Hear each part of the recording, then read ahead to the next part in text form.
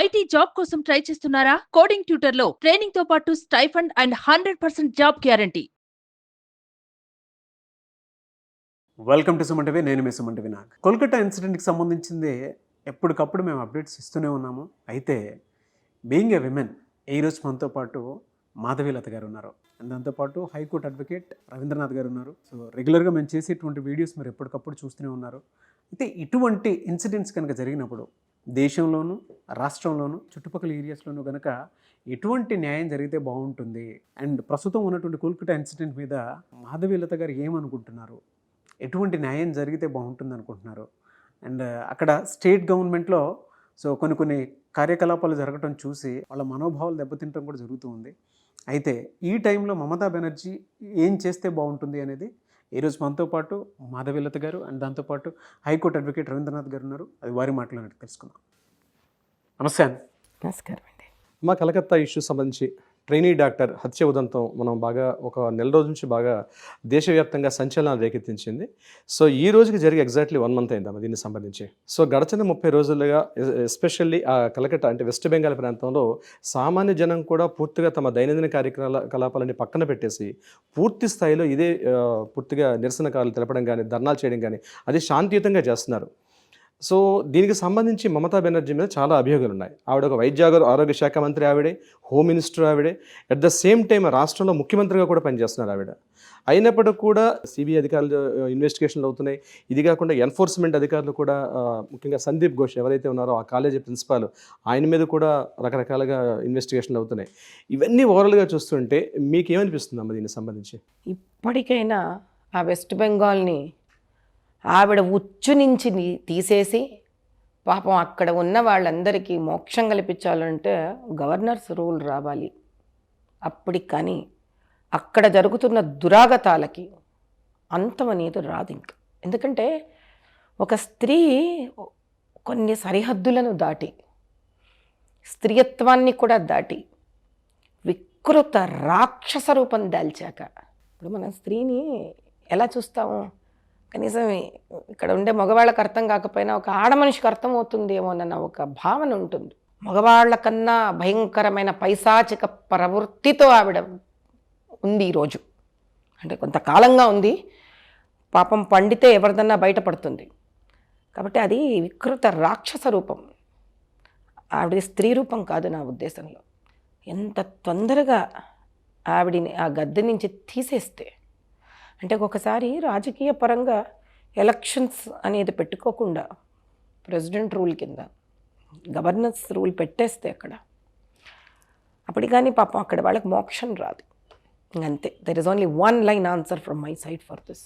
Already governor గారు దీని మీద ఒక లెటర్ కూడా రాశారు, మోడీ గారికి లెటర్ కూడా రాశారు. ఇక్కడ శాంతి భద్రతలు పూర్తిగా లోపించాయి, సామాన్య జనం చాలా ఇబ్బందులు పడుతున్నారు. మమతా బెనర్జీ గారి గవర్నమెంట్లో ఎంత అస్తవ్యస్తం అయిపోయింది. రీసెంట్గా జరిగిన ఎలక్షన్స్లో ప్రజాస్వామ్యబద్ధంగా ఎన్నికయ్యారు, కానీ ఈ సంఘటన ఏదైతే జరిగిందో ప్రజాస్వామ్యబద్ధంగా ఎన్నిక అవ్వలేదు, దుర్మార్గంగానే జరిగింది అక్కడ ఎలక్షన్స్ కూడా. ప్రజాస్వామ్యబద్ధంగా ఎలక్షన్స్లో నెగ్గిన వాళ్ళు ఎవ్వరి అధికారంలో కూడా ఇలాంటి అనైతిక పనులు జరగవు, హింసాత్మక ప్రవృత్తి జరగదు. జరిగిందంటేనే సింపుల్, వాళ్ళు పద్ధతిగా గెలవలేదు, వాళ్ళ రాజ్యాంగపరంగా వాళ్ళు గెలవలేదు, నిబంధనల ప్రకారంగా వాళ్ళు గెలవలేదు. రాక్షసత్వం, దుర్మార్గం వీటిలన్నిటినీ కలుపుకొని రంగరించుకొని అలా ఎలక్షన్స్ని గెలిచి అంతకన్నా పెరిగిపోయింది ఆ రాక్షసత్వం ఇప్పుడు. అంటే అది కేవలం మనం ఒక రాష్ట్రం కింద చూస్తున్నాం, అంటే ఒక వెస్ట్ బెంగాల్ అనేది ఒక స్టేట్ కింద చూస్తున్నాం. అలా చూడకూడదు. ఇంకా మనం భారతదేశాన్ని బయట దేశాలతో కనెక్ట్ చేస్తున్న ఒక రాష్ట్రం అంటే అది. ఇప్పుడు ఒక భారతదేశం మధ్యలో ఉన్న వేరే రాష్ట్రం ఉందనుకోండి, అక్కడ వేరే రకంగా మనం కంట్రోల్ పెట్టాలి. ఇక్కడ ముఖ్యంగా కేవలం వెస్ట్ బెంగాల్ ఒక్కటే కాదు మనం చూడాల్సింది, దాన్ని ఆనుకొని తగులుకొని ఉన్న వేరే దేశాలు, అక్కడ అనైతికంగా ఏమన్నా జరిగినా ఏ విధంగా అది దీనిలోకి వస్తుంది, దీనిని ఒక మాధ్యమంగా వాడుకొని, అంటే దీన్ని ఒక ఆసరాగా వాడుకొని మిగతా భారతదేశాన్ని దాని చుట్టుపక్కల ఉన్న రాష్ట్రాలను, ఇటు అస్సాం కానీ అట్లా రకరకాల వాటిల్ని ఒరిస్సా ఈ బెల్ట్నంతా కూడా ఏ విధంగా పాడు చేసే శక్తి దానికి ఉంది అనేది చాలా తీవ్ర స్థాయిలో ఆలస్యం చేయకుండా ఆలోచించాల్సిన విషయం. అంటే మీరు చెప్పిన డైలాగ్కి మమతా బెనర్జీ గారు ఒక స్టేట్మెంట్ ఇచ్చారమ్మా. ఏమిటో పాపం. మా రాష్ట్రంలో కానీ ఏవైనా అల్లర్లు జరిగితే తప్పనిసరిగా సమీపంగా ఉన్న అస్సాం కానీ లేకపోతే బీహారు, మధ్యప్రదేశ్, యూపీ అన్ని రాష్ట్రాల్లో చాలా ఇబ్బందులు ఎదుర్కొంటారని మోడీ గారికి ఒక వార్నింగ్ ఇచ్చారు. ఆవిడ భయపెట్టారు మోడీ గారు. ఈవెన్ దో అపరాజిత బిల్లు ప్రవేశపెట్టేటప్పుడు కూడా అంటే రాష్ట్ర వ్యాప్తంగా ఉన్నటువంటి వాళ్ళందరూ కూడా మమతా బెనర్జీ రాజీనామా చేయాలని కార్యకర్తలు, నిరసనకారులు చెప్తుంటే ఈవిడ అసెంబ్లీ సాక్షిగా అసెంబ్లీలో తను ఏం చెప్పారంటే మోడీ గారు ముందు రాజీనామా చేయాలి, అమిత్ షా గారు ముందు రాజీనామా చేయాలని. అది ఏం పాలసీ అంటారమ్మా దానికి సంబంధించి మీరు? ఇప్పుడు ఇలాంటి వాళ్ళకి ఇంకా పాలసీలతో సంబంధం ఏముంది? మీరు భలేవారు అమాయకంగా అడుగుతారు నన్ను. కానీ ఆవిడ విస్తృతంగా ఒక విరుచుకుపట్టు అనేది చూసాం. మోదీ బాబు ఇక్కడ కనుక వెస్ట్ బెంగాల్ బర్న్ అయితే అస్సాం బర్న్ అవుతుంది, బీహార్, ఢిల్లీ అని చెప్పేసి ఒక్కొక్క స్టేట్మెంట్ వాడటం జరిగింది. అంటే దాని అర్థం ఏంటమ్మా? మానవత్వాన్ని దాటిపోయి, మనిషి ప్రవృత్తిని దాటిపోయి ఒక స్త్రీ వికృత రాక్షస రూపం దాల్చింది. ఒక తాటకిలాగా, శూర్పణకలాగా. అంతే అదే ఇట్స్ వెరీ వెరీ ఆక్వర్డ్ అనమాట. ఆ స్థాయికి ఒక స్త్రీ వచ్చాక she's more powerful than spoiled man. ఇది నేను చాలా ఓపెన్. అంటే ఇప్పుడు మనం స్త్రీ శక్తి రూపంలో చూసి ఆవిడ ఏదైనా సాధిస్తే పురుషుడి కన్నా అద్భుతంగా సాధించి అనుకున్నప్పుడు ఆవిడ వికృత రూపం దాలిస్తే కూడా అంత వికృతంగానే ఉంటుందిగా మరి. ఇంకా ఆవిడని ఆ కుర్చీలో కూర్చోపెట్టడం అంటే ఒక్కొక్క రోజు మనం గొంతు మీద కత్తి పెట్టుకుంటున్నట్టే. ఈ ఎంటైర్ కోల్కతా ఇన్సిడెంట్ మీద మీ ఒపీనియన్ ఏంటంటే, అంటే మహిళల పాయింట్ ఆఫ్ చూసినప్పుడైనా సరే నాకు అవకాశం ఇస్తే పోయి ఆవిడ మోదీ గారిని బెదిరించడం కాదు, నేను చేసి చూపిస్తాను ఆవిడ మీద. అలా ఉంది నా కడుపులో దగ్ధం అవుతున్న మంట, బాధ. స్త్రీగా ఏం చెప్పగలను నాయన. వాడికి ఆ సుభాష్ రాయో ఎవడవాడు, సంజయ్ రాయ్ సెక్యూరిటీ వాడు, పోలీస్ కమిషనర్ బైక్ని వాడాడే ఆ రోజు. వాడు ఏం మాట్లాడగలం చెప్పు నాయన. షేక్ మొహమ్మద్ వాడు ఆమె పార్టీలోనే ఉండి ఆడు కంటిన్యూస్గా ఆడపిల్లలను తెచ్చుకొని పార్టీ ఆఫీస్లో అనుభవించి పంపిస్తారంట. ఏం మాట్లాడగలం నాయన. ఇది ఏమన్నా 21st సెంచరీనా ఇది? అసలు అలా వినిపిస్తుందా మనకి? ప్రళయం ఎందుకు రావట్లేదు, ఆ ఉరుము ఎందుకు ఆవిడింటి మీద పడట్లేదు, ఆవిడ నెత్తి మీద పడట్లేదు అని పరమేశ్వరుని కోరుకుంటున్నాను నేను.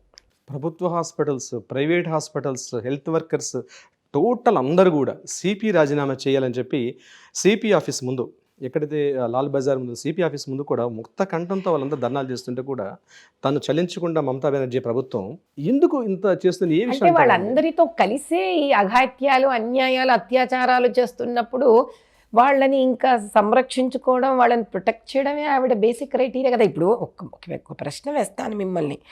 ఒక వ్యక్తి ఒక్కతే ఇంత అన్యాయాలు, అరాచకాలు, అధర్మాలు, డబ్బులు, డ్రగ్స్, ఉమెన్ ట్రాఫికింగ్ ఇవన్నీ ఎక్కడ చేస్తుంది?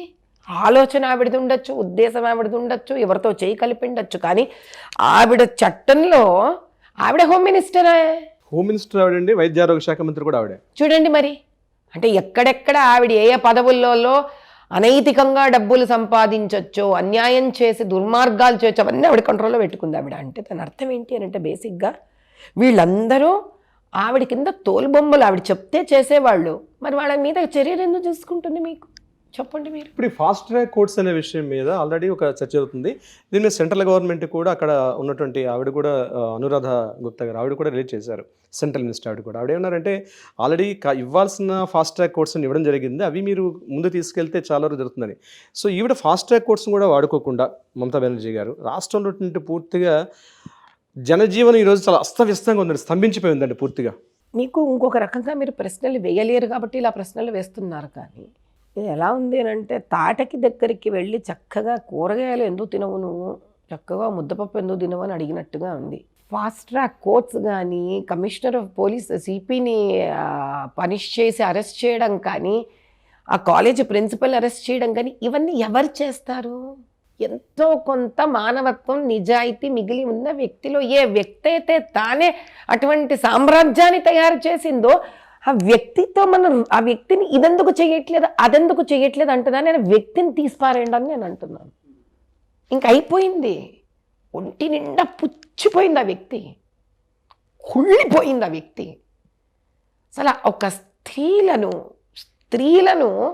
ఇంత దౌర్జన్యంగా, దుర్మార్గంగా, రాక్షసత్వంగా వాడబడుతుంటే స్త్రీ అక్కడ చంచలం లేకుండా ఉన్న వ్యక్తితో ఇంకా మీరు ఏ భాష మాట్లాడతారండి? నాకు అర్థం కాదు. పైగా నిరసన చేసేటువంటి పర్సన్స్, డాక్టర్స్ని ఆ పార్టీలో ఉన్నటువంటి లవ్లీ మైత్ర అనే ఎమ్మెల్యే ఒక ఓడ్ వాడటం జరిగింది, బుచ్చర్స్ అని చెప్పేసి, అంటే కసాయి వాళ్ళు అని చెప్పేసి. అసలు ఫస్ట్ మీకు మాట చెప్పనా, ఆ పార్టీలో స్త్రీలు ఇంకా ఎమ్మెల్యేలుగా ఉన్నారంటేనే నాకు ఆశ్చర్యంగా ఉందండి. అర్థమైందా మీకు? ఆ పార్టీలో ఆవిడ ఇంకా పార్టీ సభ్యత్వం పెట్టుకొని మాట్లాడుతోంది ఉంటే ఆవిడకి స్త్రీగా గౌరవించాల్సిన స్థానం పోయింది ఆవిడికి. ఒకసారి మరి పోయాక నోటికి ఏదొస్తుంది మాట్లాడతారు కదా. ఇప్పుడు హెల్త్ వర్కర్స్ రోజుకు సుమారుగా 36 గంటల పాటు డ్యూటీ చేస్తున్నారమ్మా. మీరు కూడా ఒక హాస్పిటల్ యాజమాన్యంగా మీరు ఎన్నో సంవత్సరాలుగా చూస్తున్నారు దానికి సంబంధించింది. సో హెల్త్ వర్కర్స్, ముఖ్యంగా డాక్టర్స్, ట్రైనీ డాక్టర్స్ అయితేనేమి, రెసిడెంట్ డాక్టర్స్ అయితేనేమి, వీళ్ళు మార్నింగ్ డే అండ్ నైట్ షిఫ్ట్ల వారీగా సుమారుగా, అంటే డైలీ వర్క్ చేసే వాళ్ళకన్నా 36 గంటల పాటు వాళ్ళు అక్కడ జాబ్ చేస్తున్నారు. సో ఇక్కడ 36 గంటల పాటు ఆ డ్యూటీస్ చేస్తున్నప్పుడు వారికి రక్షణ చట్టాలు ఎటువంటి ఉంటే బాగుంటుంది మీరు అనుకుంటున్నారు? అన్నిటికన్నా ముందు ఏమిటి అని అంటే, రక్షణ చట్టం కన్నా ముందు ఒక్కసారైనా కూడా ఇప్పుడు వీళ్ళు నేర్చుకుంటున్న విద్య ఏదైతే వైద్య విద్య ఉందో ఆ విద్యే దాంట్లోనే చాలా స్ట్రెస్ఫుల్ విద్య. ఇది ఇంజనీరింగ్ లాంటిది కాదు, ఇది ఆర్ట్స్ లాంటిది కాదు ఈ విద్య. వాళ్ళు నేర్చుకుంటున్నతో పాటు వాళ్ళు లైవ్గా, ప్రాక్టికల్గా వీళ్ళు సేవ చెయ్యాలి రోగులకు. అలాంటప్పుడు రోజుకి కనీసం 13 నుంచి 14 గంటలు వాళ్ళు చదువుకుంటూనే ఉండాలి, వాళ్ళు వర్క్లో ఉండనే ఉండాలి వాళ్ళు. ఇది కాక రెసిడెన్స్కి వచ్చినప్పుడు ఇంకా కష్టం. మీరు సెక్యూరిటీ వరకు వెళుతున్నారు. నేను అనేది ఏంటంటే, అసలు రెసిడెన్స్ చేసేటప్పుడు కానీ, నైట్ డ్యూటీస్ చేసినప్పుడు కానీ వీళ్ళకు ఒక పద్ధతైన ఆడపిల్ల డార్మెటరీస్ చేయడం, వీళ్ళకంటూ ఒక బాత్రూమ్స్ని ఏర్పాటు చేయడం, వీళ్ళకి ఆ డార్మెటరీస్ బయట మీరు సెక్యూరిటీని ఏర్పాటు చేయడం, వీళ్ళకు ప్రాపర్ మెస్ ఫెసిలిటీస్ ఇవ్వడం, అసలు ఇది ఆలోచించాల్సిన విషయం. స్త్రీలైనా పురుషులైనా మీకు వాళ్ళకి తినడానికి సరిగ్గా తిండి, పడుకోవడానికి వసతి. అసలు మీకు తెలుసా, వీళ్ళు గరాజులలో పడుకుంటారు. ఈ అమ్మాయి పరిస్థితి అట్లే కదా, సెమినార్ హాల్లో పడుకుందండి తను. ఎగ్జాక్ట్లీ. గరాజులలో పడుకుంటారు, కార్లల్లో పడుకుంటారు, పార్కింగ్ లాట్స్లో పడుకుంటారు. చెప్పడానికి అసహ్యంగా లేదండి మనకి, మాట్లాడుకోవడానికి జుగుప్సగా లేదు ఇది. మరి ఇలాంటి వాళ్ళు ఇలా కష్టపడి చదువుకొని ఏ రకమైన ఇమోషనల్ టింక్ట్ లేకుండా చదివిన డాక్టర్లు రేపొద్దున దేశానికి సేవ చేయాలి అని అంటే ఎక్కడుంటుంది? దృక్పథం మనం ఇస్తే కదా వాళ్ళల్లో వస్తుంది. ఎంత వయసు అమ్మా వీళ్ళకి మెడిసిన్ చేరేటప్పుడు చెప్పండి? 17 ఏళ్ళ 18 ఏళ్ళ? ఎంత వయసు? 17 18 ఏళ్ళు అంటే పిల్లలకి. అక్కడి వరకు వాడు కష్టపడితేనే వాడికి సీట్ వస్తుంది. ఎవడే ముద్దులు చేసి సీట్లు ఇవ్వట్లా. డబ్బులు ఇచ్చి తెచ్చుకునే సీట్లు మీరు వదిలేండి. Management quota, they have nothing to talk about it. ఎందుకంటే మేనేజ్మెంట్ కోటాలో సీట్లు వచ్చిన కాలేజీలు బ్రహ్మాండంగా ఏ క్లాస్లో ఉంటాయి. డబ్బులు తీసుకుంటారో దాని తగ్గ ఫెసిలిటీస్ ఇస్తారు వాళ్ళు. నా hour concern is all about government hospitals, అంతేనా? అంత కష్టపడి నీట్లలో ర్యాంక్స్ తెచ్చుకొని పిల్లలు వెళ్ళిన తర్వాత దేశం నీకేమి ఇచ్చింది అని అంటే ఏమి ఇవ్వలేదనే పరిస్థితి వాళ్ళకి. మనకి ఎలా ఉంటుంది? ట్యాక్స్ కట్టే వాళ్ళకి మేము ఇంత ట్యాక్సులు కడుతుంటేనే కదా మీరు సంవత్సరం 30,000 40,000 ఫీజులతోటే చదివేస్తున్నారు మెడిసిన్, మనం ఎందుకు సేవ చేయరు అని మనం అంటాం కామన్ మ్యాన్. వాళ్ళ పరిస్థితి ఏంటి? 5 ఏళ్ళు 6 ఏళ్ళు నరకం. ఆ తర్వాత ఏ స్పెషలైజేషన్ కోర్స్ వచ్చినా కూడా ఇదే బాధ. అమ్మ, ఇటీవల కాలంలో చూస్తే రోజుకి, అంటే కేంద్ర ప్రభుత్వ గణాంకాల ప్రకారం చెప్తున్నాను, ప్రతిరోజు సుమారుగా 90కి పైబడి ఈ మానభంగాలు, రేపులు, అత్యాచార ఘటనలు జరుగుతున్న తరుణంలో, మొన్న రీసెంట్గా ఆంధ్రప్రదేశ్ జరిగిన సంఘటన అయితే ఒక ఇంజనీరింగ్ కాలేజ్లో జరిగిన సంఘటన మీకు తెలిసే ఉంటుంది. ఇప్పుడు కలకత్తా ఇష్యూ ఆల్రెడీ రన్నింగ్ అవుతుంది. ప్రతి చోట ఏదో ఒక చోట జరుగుతుంది స్త్రీల మీద అఘాయిత్యాలు, ఈ రకమైన అత్యాచారాలు. కొన్ని వెలుగులోకి వస్తున్నాయి, కొన్ని వెలుగులోకి రావట్లేదు. దీనికి సంబంధించి ఎన్నో చట్టాలు ఉన్నాయి, రూపకాలు ఇవన్నీ ఉన్నాయి, కానీ ఎక్కడ లోపం ఎక్కడ ఉంటుందని మీరు అనుకుంటున్నారు? రక్షణ చట్టాలు ఉన్నాయి, శాసనాలు ఉన్నాయి, పోలీస్ స్టేషన్లు ఉన్నాయి, ప్రత్యేకంగా మహిళా పోలీస్ స్టేషన్లు ఉన్నాయి, మహిళా చట్టాలు ఉన్నాయి, ఎన్నో రకాల యాక్ట్లు ఉన్నాయి, కానీ ఎందుకు ఇంప్లిమెంటేషన్ కావట్లేదు మీరు అనుకుంటున్నారు మేడం? మనము మగవాళ్ళని చాలా సాంప్రదాయబద్ధంగానో సంస్కారవంతులుగానో ఉండాలి అని కోరుకుంటాం ఒక చదివిన తర్వాతనో ఒక స్థాయి వచ్చిన తర్వాత.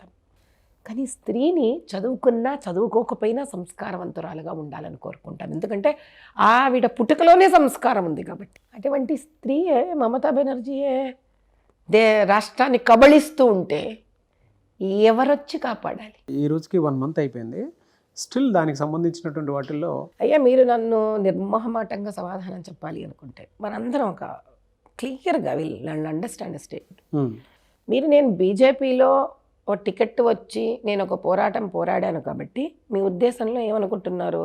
కేంద్ర ప్రభుత్వం ఎందుకు దీని పట్ల ఒక నిర్ణయం తీసుకోవట్లేదు అనేది నా దగ్గర ఏదో ఆన్సర్స్ ఉంటాయని మీరు అనుకుంటున్నారు. ఓపెన్గా let's talk it very openly. గృహమంత్రి అంటే హోమ్ మినిస్టర్, నేషనల్ లెవెల్లో హోమ్ మినిస్టర్ గారు ఏం ఆలోచిస్తుంటారో, ప్రధానమంత్రి గారు ఏం ఆలోచిస్తుంటారో, వైద్య శాఖ మంత్రి గారు ఆ లెవెల్లో ఏం ఆలోచిస్తున్నారో ఓ టికెట్ ఇచ్చినందుకే నాకే తెలిసిపోతే ఇంకే ఎలా అండి చెప్పండి. మాట మీ అందరికి ఎంత ఇన్ఫర్మేషన్ ఉంటుందో ఒక స్థాయి వరకు మాకు అదే ఇన్ఫర్మేషన్ ఉంటుంది. ఎందుకంటే వాళ్ళ ఆలోచన ఈరోజు దీనికి ఇమీడియట్గా ఏమి చేద్దామా లేదా దీన్ని పర్మనెంట్గా ఎలా తీసేద్దామా, వాళ్ళ స్థాయిలో ఆలోచన ఎలా ఉంటుంది అని అంటే, వాజ్పేయి వరకు నేను ఎందుకు చెప్పగలనంటే ఒక కొంతకాలం వీళ్ళందరినీ చూసున్నాను కాబట్టి, అధిష్టానం ఢిల్లీని చూశాను కాబట్టి వీళ్ళకి ఖచ్చితంగా స్త్రీ పట్ల ఒక మంచి గౌరవము అభిమానము ఉంది.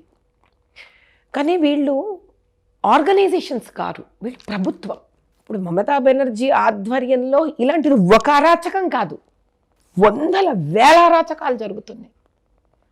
ఆ ఒక్క బొట్టు ఉంటుంది చూడకుండా నింపడానికి, అలా నింపేసింది ఈ అరాచకం.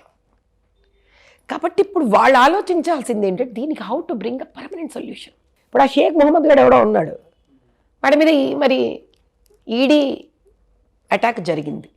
వెంటనే మీకేమైంది? అదే స్థానంలో ఉన్న బెంగాలీ స్త్రీ, ఏళ్ల తరబడి నోరు మూసుకున్న స్త్రీ నోరు విప్పింది. తెలుసా మీకే కదా?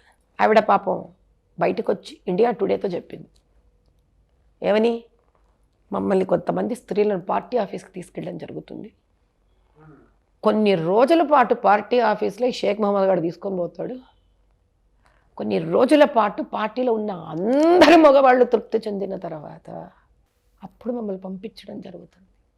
ఆ భూమి మీద అలాంటి ఎంత రక్తం చిందిందో స్త్రీది, దీన్ని పెకిలించి అవతల పారేయాలి. పైగా కాళీమాత ఉన్నటువంటి ప్రదేశం, కలకత్తా కాళీ అంటారు కాబట్టి దీన్ని పెకిలించి పారేయవలసిన సమస్య ఇది. కాబట్టి ఆ పైన అధిష్టానం ఏం తీవ్ర స్థాయిలో ఆలోచిస్తున్నారు. ఒక రకమైన మౌనం కనిపించవచ్చు మనకి, కానీ చాలా డేంజరస్. దాని వెనకాల చాలా, నా ఉద్దేశంలో definitely there is a strong planning that's going. ఇంత లోపల నేను చెప్పగలిగింది ఒకటే, స్త్రీ దేశంలో నలుమూలలలో కూడా, తెలంగాణలో మేము ఒక యాజిటేషన్ తీసాం మలక్పేట దగ్గర నుంచి. అలా నేను కోరుకునేది ఒకటే, దేశమంతా ఇది చల్లారకుండా అన్ని ప్రాంతాల్లో కూడా voice women has to raise అంటాను నేను. ఒక స్త్రీ కోసం ఒక స్త్రీ నిలబడాల్సిందే, ఖచ్చితంగా నిలబడవలసిందే. ఎందుకంటే అందరు మగవాళ్ళు ఒకటయ్యి చేయడం ఈజీ కాదు, ఎక్కడొక్కడ ఒక స్త్రీ సహాయం తీసుకోవాల్సిందే వాళ్ళు. ఆ స్త్రీ ఎందుకు అలా ప్రవర్తిస్తుంది? కాబట్టి స్త్రీలలో ఫస్ట్ జాగ్రత్త అవ్వాలి. ఏ బిడ్డైనా నా బిడ్డ లాంటిదే, ఏ సోదరైనా నా సోదరే, ఏ స్త్రీకైనా నా ఇంటి పరివార సభ్యులకైనంత ఆత్మ మనసుకు తగిలితే బాధ, అప్పుడు భారతదేశంలోని స్త్రీ జాగృతమైందనుకోండి, నేను తట్టుకోవడం ఈజీ కాదు. ఎందుకు, ఆవిడతో పాటు జాగృతమైన పురుషుడు కూడా నిద్రలేస్తాడు. నా ఉద్దేశంలో వెస్ట్ బెంగాల్లో ఉన్న స్త్రీలందరూ కూడా తారతమ్యం లేకుండా, కుల మత విచక్షణాలు లేకుండా, విచక్షణం లేదంటే ఆలోచించకుండా, నా ఉద్దేశం మతం అనేది ఆలోచించకుండా, మొన్న కదా బంగ్లాదేశ్లో జరిగినట్టు, ఏది వాళ్ళు బంగ్లాదేశ్ రోడ్ల మీదకి ఎట్లా వచ్చేసారు, అలా రావాలి. అంటే అంత విప్లవం కావాలంటారా? కావాలి. ఎందుకంటే ఏదైనా దుర్వినియోగం అయ్యాక ఏం చేస్తాం? ప్రజాస్వామ్యం పెట్టింది దుర్వినియోగం కాకూడదని. కానీ ప్రతి దానికి లోటుపాటు ఉంటుందిగా. Every system has some loop holes. అది అవుతున్నప్పుడే మనం దాన్ని మూసేస్తే ఇబ్బంది ఉండదు. కానీ ఆ లోపాలను మన స్వలాభాలకు వాడుకున్నాం అనుకోండి, కాంగ్రెస్ అనే వాళ్ళ సహాయ సహకారాలే లేకపోతే ఎక్కడ దారెత్తుంది ఇట్లాంటి పార్టీలు? కాబట్టి ఇన్ని ఏండ్లు ఎక్కడుందమ్మా ప్రజాస్వామ్యం? అమాయకంగా మనం మన వరకు ఇంతగా పెరిగి పెద్దదై పెనుభూతమయ్యి అది మన మెడకి పడలేదు కాబట్టి ఇప్పుడు పడిపోతాను మన మెడల మీద కూడా. మనందరికీ భయమే ఈరోజు. కంటిన్యూగా అంటే మనం తెలుగు రాష్ట్రాల్లో కూడా చూసుకున్నాం, కొన్ని దిశ లాంటి ఇన్సిడెంట్స్ జరిగాయి మనకి. ఇలాంటి జరుగుతూ ఉండటం వల్ల ఎక్కువగా ప్రొటెక్షన్ లేదు అనుకున్నటువంటి ఆలోచన కూడా మనకి కలుగుతుంది. అంటే ఎక్కడ లోపం ఉందని మనం అనుకోవచ్చు అంటారు. ఎందుకంటే చట్టాల మీద అవగాహన లేకపోవటం లోపం అని భావించాలా, లేదనుకుంటే దీనికి సంబంధించినటువంటి వాటిలో గవర్నమెంట్ స్టెప్ కాదమ్మా. నేను I would only suggest one thing.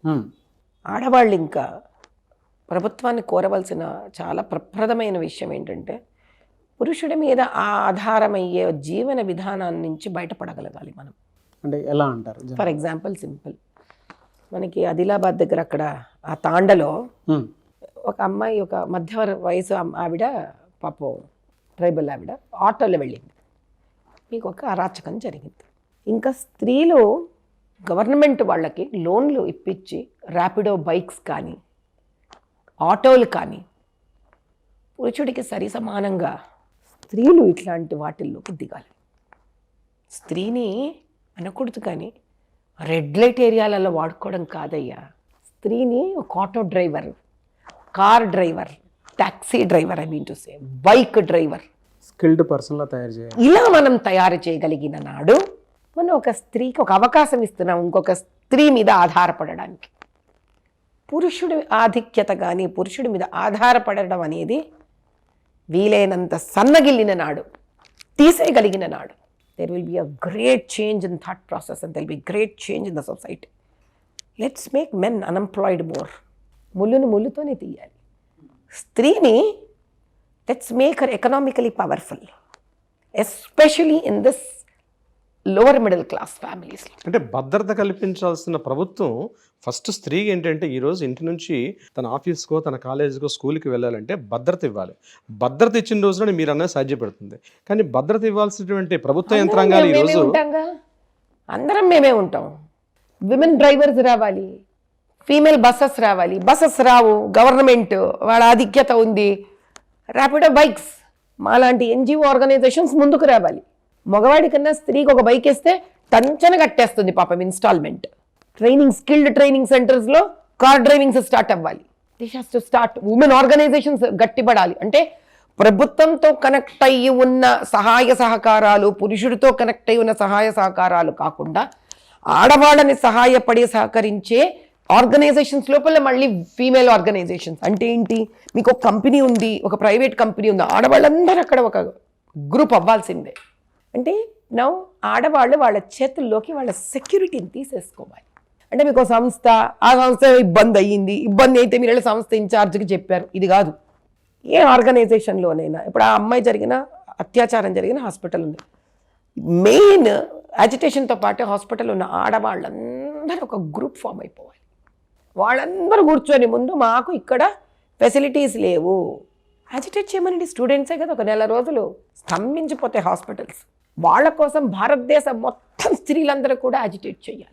కాకపోతే ఒక స్త్రీ బయటపడాలి ఇప్పుడు స్త్రీని సంరక్షించుకోవడానికి. మనం ఎదురు చూడలేం కదా. అవునండి. ఎంతకాలం అని ఎదురు చూస్తాం? ఒక రాష్ట్ర ప్రభుత్వం మనకి సహాయం అందించట్లేదంటే ఎదురు చూడకూడదు, ఇంకా ముందు పడడమే.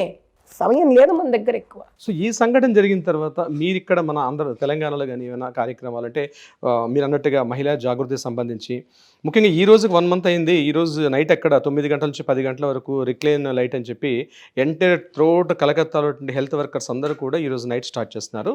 గడిచిన వారం బ్యాక్ కూడా సిపి ఆఫీస్ ముందు కూడా చేశారు. ఎంటైర్ టోటల్ కలకత్తాలో లైట్లు ఆఫ్ చేసి గవర్నర్ రాజ్భవన్తో సహా మిడ్ నైట్ ఆనందబోసు, సివి ఆనందబోసు గారు అయితే పూర్తిగా లైట్లు ఆఫ్ చేసి రాజ్భవన్లో కూడా ఆయన మద్దతు తెలిపారు వాళ్ళకి, నిరసనకాలకి. సో ఒక మహిళ దీనిగా మీరుంటే, స్వాభిమానంగా మీరున్నటువంటి ఈ వ్యక్తి ఇక్కడ మీరు తెలంగాణలో ఏమైనా యాక్టివిటీస్ దీనికి సంబంధించి చేస్తున్నారా? అది అయిన వెంటనే ఒక వారం రోజులకంతా మేము ఒక పెద్ద రోడ్డు మీద ర్యాలీ తీసాం.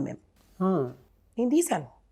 మలక్పేట నుంచి ఇంటీరియర్లోంచి ర్యాలీ చేసుకుంటూ యువతులను అందరినీ తీసుకొని మెయిన్ రోడ్డు మీదకి వచ్చి మేము అక్కడ ఒక చిన్న ధర్నాలాగా చేసి దేశమంతా కూడా మీరు నలుమూలలలో చెయ్యండి, ఇది మీ మద్దతు తెలపండి వాళ్ళకి, మీరు దీన్ని ఒప్పుకోవట్లేదు అని నిరసన వ్యక్తం చెయ్యండి అని ఒకటి చేశాను. పిలుపునిచ్చాను ఖచ్చితంగా. అది కాక ఇప్పుడు నేను కొత్తగా ఇంకోటి ఏ నిర్ణయం తీసుకున్నాను అని అంటే 4-5 బ్యాంక్స్ వాళ్ళతో కూడా మాట్లాడి అసలు ఫస్ట్ ఈ ర్యాపిడో లాంటివి ఆడపిల్లలకి లోన్లు ఇప్పించే ప్రయత్నం ఇప్పుడు పరిష్కారాన్ని కూడా ఆలోచించాలిగా. నేను ఆ ప్రయత్నంలో ఉన్నాను ప్రస్తుతం. నేను ఫస్ట్ ర్యాపిడోలు ముందు ఆడపిల్లలకి ఇప్పించేటట్టు చెయ్యాలి వీటిల్ని. సో దట్ ఆడపిల్లలు ప్రశాంతంగా వాటిల్ని ఆప్ట్ చేసుకొని ఇండ్లకు వెళ్ళగలగాలి, ఉద్యోగస్తులు కానీ ఎవరైనా కూడా కానీ. ఇది ఫస్ట్ ఒక ఆలోచన. ఇప్పుడు మనం నిరసన తెలపడానికి నేను ఇంకో 4-5 ధర్నాలు చేయగలుగుతాను, కానీ ముఖ్యమైన విషయం ఏంటి అని అంటే ఇలాంటి అగత్యాలు మన దగ్గర కూడా జరుగుతూ ఉన్నాయి. దీనికి పరిష్కారం కూడా వెతకాలి. పరిష్కారానికి ఎవరో ఒకరు ఇంటెలెక్చువల్గా కూర్చోవాలి, బ్రెయిన్ స్ట్రామింగ్ చెయ్యాలి, ఒక థింక్ ట్యాంక్ని ఏర్పాటు చేయాలి. దీన్ని ఎలా స్త్రీని మనం సొంతానికి, స్త్రీ అనే ఒక కమ్యూనిటీకి ఆవిడ ధైర్యంగా నిలబడి తనను తాను కాపాడుకోగలదు. తల్లిదండ్రులు కూడా ఒక 5-6 మంది ఆడపిల్లల్ని కలిపి పంపించడం. ఇప్పుడు అదే అడుగుదాం అనుకున్నాను. అంటే ఇంత పెద్ద ఇన్సిడెంట్ జరిగింది కదా, పేరెంట్స్కి కూడా ఆడపిల్లలు బయటికి పంపించాలంటే భయం ఉంటుంది. ఇదే కదా నాయన సమస్య. తల్లిదండ్రులు కూడా ఆ జరిగిన 15-20 రోజులు ఉంటారంతే, ఆ తర్వాత మామూలు అయిపోతున్నాం. అవ్వకూడదంటాను నేను. ఓ స్కూల్లో పేరెంట్స్ ఉన్నారు, వాళ్ళందరూ కలవాలి, ఒక గ్రూప్ అవ్వాలి. స్కూల్ వాడికి ఏదన్నా అవసరం ఉండి పేరెంట్స్ను గ్రూప్ చేస్తే గ్రూప్ అవుతున్నారు తప్ప పేరెంట్స్ అందరూ ఒక గ్రూప్ ఎక్కడవుతున్నారు నాన్న? ఏం తెలుసు ఏ స్కూల్లో ఏ ఆడపిల్ల మీద ఏ అత్యాచారాలు జరుగుతున్నాయో, ఎవరు మొలెస్ట్ చేస్తున్నారో, ఎవరి ఆడకూతుని కష్టపడుతున్నారో మనకి ఎలా తెలియాలి? మగపిల్లల్ని కష్టపడుతుండొచ్చు. నేను అనేది పేరెంట్స్కి ఓ పొద్దున్న స్కూల్కి పంపించేశాము, బాధ్యత అయిపోయింది కాదమ్మా. తల్లిదండ్రుల బాధ్యత అంటే 24 గంటలు ఉంటుంది వాళ్ళకి. వాళ్ళు మాట్లాడాలి అసలు ఇంటికి వచ్చాక ఆడపిల్లలతోటి. కానీ మగపిల్లలు ఏంటి పరిస్థితి, ఎక్కడ పోయారు, ఏం జరిగింది, రోజు మొత్తం ఏం జరిగింది, అమ్మాయి అసలు అలా రోజు ఎక్కడ పడుకుంటోందనే విషయం వాళ్ళ అమ్మా నాన్న కనిపెట్టి ఉండాల్సింది. కమ్యూనికేషన్ అయితే నా పిల్లలకి తల్లిదండ్రులకి కాలంలో మాట్లాడుతున్నది ఎక్కడ తల్లిదండ్రులు పిల్లలు. ఇప్పుడు అభయ అని ఏ అమ్మాయి ఉందో ఆ అమ్మాయికి సంబంధించి తను ముందు రోజు డైరీలో కూడా నాకు గోల్డ్ మెడల్ తెచ్చుకోవడం ఉందని పేరెంట్స్ కూడా మాట్లాడడం జరిగింది. ఒక గవర్నమెంట్ కాలేజీలో, ఒక గవర్నమెంట్ మెడికల్ కాలేజీలో సీట్ సంపాదించడంతో మీకు తెలుసు ఈ రోజున్న పరిస్థితిలో కొన్ని లక్షల మందిలో ఆ గవర్నమెంట్ కాలేజీలో ఎంబీబీఎస్ కంప్లీట్ చేశారు. తన ఇంటర్ కంప్లీట్ అయింది, పీజీ రాసింది పల్మనాలజీలో, ఫస్ట్ ఇయర్ అయిపోయింది. మహా అయితే ఇంకొక 6-7 months ఆగితే తను తీసుకొని బయటకు ఎగ్జిట్ అయిపోయి కంప్లీట్ ఫుల్ఫిల్డ్ ఒక డాక్టర్గా రావాల్సిన వ్యక్తి. సో ఇక్కడ ఆ మెడికల్ కాలేజీలో ఉన్నటువంటి వ్యవస్థ ఏదైతే ఉందో గవర్నమెంట్ మెడికల్ కాలేజీలో ఇప్పటికీ అది ప్రతి రాష్ట్రంలో కూడా అలాగే ఉన్నాయండి. నాట్ ఓన్లీ వెస్ట్ బెంగాల్ అని చెప్పాలి, ప్రతి చోట అట్లా ఉన్నాయి. అంటే గవర్నమెంట్ కొన్ని కోట్ల రూపాయలు ఇస్తుంది, అక్కడ కొంతమంది రాబందులు, ఇప్పుడు సందీప్ ఘోష్ లాంటి వ్యక్తులు ఎవరైతే ఉన్నారో ఆ ఫండ్స్ అనేవి మిస్గైడ్ ఇంటరప్ట్ అవుతున్నాయి. సో ఈ గవర్నమెంట్ మెడికల్ కాలేజ్ సంబంధించి మీరేం సూచన చేస్తారమ్మా? ఫస్ట్ ఇది మీకు ముందు కూడా అదే మాట చెప్పాను నేను. అసలు ఆడవాళ్ళకి వర్క్ చేసేటప్పుడు వాళ్లకు తగ్గ ఒక కొత్త పాలసీ ఏర్పాటు అవ్వాలి. ఏ కాలేజెస్లో అయినా, ఏ ఆర్గనైజేషన్స్లో అయినా ఎక్కడైతే నైట్ హాల్ట్ జరుగుతుందో ఆడపిల్లలతోటి, దాని పట్ల గవర్నమెంట్కే కాదు ఆ పిల్లల్ని చేర్పిస్తున్న తల్లిదండ్రులకు కూడా ఒక సీరియస్గా రిక్వైర్మెంట్ ఉండి కేసు వేయాలి. మీకు సింపుల్గా మాట చెప్తాను. మీకు ఇప్పుడు నీట్లో కాపీ కొట్టారు, పేపర్ లీక్ అయింది, కేసులు వేశారా లేదా? వేశారా లేదా? వేశారు. మరి ఎందుకు ఇక్కడ ఇట్లాంటి వాటి మీద కేసులు వేయట్లేదు అక్రాస్ ది నేషన్? అంటే ఇక్కడ జరిగింది, నేను దీనికి సంబంధించి కొంత నేను యాజ్ బీయింగ్ అన్ అడ్వకేట్ నేను స్టడీ చేస్తున్నాను. ఇక్కడ జరిగింది ఏంటంటే గవర్నమెంట్ మెడికల్ కాలేజీల్లో ఏమవుతుందంటే ఇక్కడ more than 65 to 70% existing faculties చేతిలో ఉంటుంది థియరీ మార్క్స్ కన్నా. ఈవెన్ ఈ కాలేజీలో జరిగిన సంఘటన కూడా 100 మార్కులకి 70 మార్కులు వచ్చి పాస్ అయిన అమ్మాయి కూడా నేను సిస్టమ్ చెప్తున్నాను. System more than 70% practical marks అన్నవి ఎప్పుడైతే ఈ యొక్క ఫ్యాకల్టీస్ చేతిలో ఉంటున్నాయో వీళ్ళు ఏముంటుందంటే ఒక స్లేవ్లో బతుకుతున్నారు అక్కడ కాలేజీలో. ఎందుకంటే మార్క్స్ ఎక్కడ తగ్గిస్తారో, ఎక్కడ ఫెయిల్ చేస్తారో. మీకు టీచర్తో సంబంధించింది కాదండి, మీరు మళ్ళీ అలా పొరపాటు పడుతున్నారు. ఒక హాస్టల్ ఫెసిలిటీ ఉండడం కానీ, వాళ్ళకి రాత్రిపూట పడుకుంటే ఒక వసతి ఉండడం అనేది కానీ ఒక ఫ్యాకల్టీకి సంబంధించిన విషయం కాదు ఇది. Faculty misusing student is a different story. మనం అందులో వెళ్ళట్లే ప్రస్తుతం. అసలు ఈ పిల్లలు చేరినప్పుడే, ఈ పిల్లలు భారతదేశం మొత్తంలో గవర్నమెంట్ హాస్పిటల్స్లో చేరుతున్నప్పుడే at some point of time lawyers ఉన్నారు, ఆడవాళ్ళు especially across the nation should come up putting pills in across the country. There has to be a proper organised ఒక పద్ధతిగా పేపర్ మీద పెట్టి ఇది నైట్ డ్యూటీ ఆడవాళ్ళకి హాస్పిటల్స్లో రిక్వైర్మెంట్, తద్వారా వచ్చిన ఒక కేసు వచ్చినప్పుడల్లా ముందుకు పడాలంటున్నాను నేను. వీళ్ళందరూ ముందుకు రావాలి. మీరు ఒక వ్యక్తిని వాళ్ళు టార్చర్ చేసి టార్గెట్ చేస్తారు. అంటే ఈ రోజు ఈ సంఘటన జరిగింది కాబట్టి ఆయన గురించి మాట్లాడుకున్నాం. ఆల్మోస్ట్ ఇదే వ్యవస్థ అన్ని కాలేజీలో ఉండి వచ్చినప్పుడైనా మాట్లాడకపోతే ఏం చేస్తారు? అదే అండి మనం చెప్పేది. మన ముందు రానప్పుడు వేరే వ్యవహారం, వచ్చినప్పుడన్నా ఇప్పుడు ఇదే బాధ ఇక్కడ ఉస్మానియాలోనూ ఉంటుండొచ్చు ఆడపిల్లలకి, డెఫినెట్గా గాంధీలోనూ ఉంటుంది, తమిళనాడులో ఉండే కాలేజీలలో ఉంటుంది, ప్రతి చోట ఉంటుంది. నేను అనేది ఒకటే, ఇది పురస్కరించుకోనైనా ఉమెన్ ఆర్గనైజేషన్స్, ఉమెన్ సెల్స్ వీళ్ళు ఏం చేయాలి? ప్రతి స్టేట్ నుంచి మీకు ఒక టీం ఉంటుందా? లాయర్స్కి ఒక హైకోర్టులో ప్రతి దాంట్లో వాళ్ళదంటూ ఒక యూనియన్ ఉంటుంది, లేదా వాళ్ళు ఒక విమెన్ ఆర్గనైజేషన్స్ సెల్స్ ఏదో ఉంటాయి. To come forward. సో నేను చెప్పేది ఏంటంటే ఇక్కడ ఒక ఎన్జిఓస్ అండి, మీలాంటి ఆర్గనైజేషన్స్ వెళ్ళారంటే డెఫినెట్గా మా న్యాయవాదుల తరపు నుంచి కానీ మాలాంటి సంఘాలు కూడా మీకు వచ్చే సపోర్ట్ కూడా డెఫినెట్గా చేస్తారు. ఎందుకంటే ఉమెన్ యాక్టివిస్ట్గా మీరు ఉన్నారు. మీరు పార్టీ పక్కన పెడితే మీరు ముందు ఉమెన్ యాక్టివిస్ట్. ఈరోజు తెలంగాణలో ఒక ఉమెన్ యాక్టివిస్ట్గా మీరు ఎంతమందిని మార్పు చేశారంటే మీ వీడియోస్ కానీ చాలామంది ప్రభావితం చేసాయి. సో ఆ ధైర్యం చేసి మీతో మాట్లాడని ముందుకు వచ్చాను.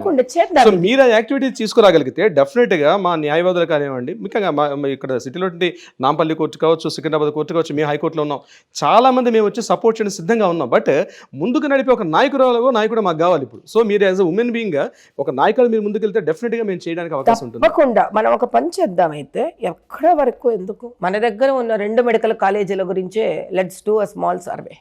Let's start, let's woman, let's go, పోదాం పదండి, బయలుదేరదాం. రెసిడెంట్స్ ఎక్కడ పడుకుంటున్నారు, వాళ్ళ పరిస్థితి ఏంటి, డ్యూటీ డాక్టర్ల పరిస్థితి ఏంటి, ఆడపిల్లలకి ఎక్కడ ఉంది వసతి, 5-6 ఏళ్ళు చదువుతున్న మెడికల్ వాళ్ళ పరిస్థితి ఏంటి, మీరు ఒక డేట్ నిర్ణయించండి.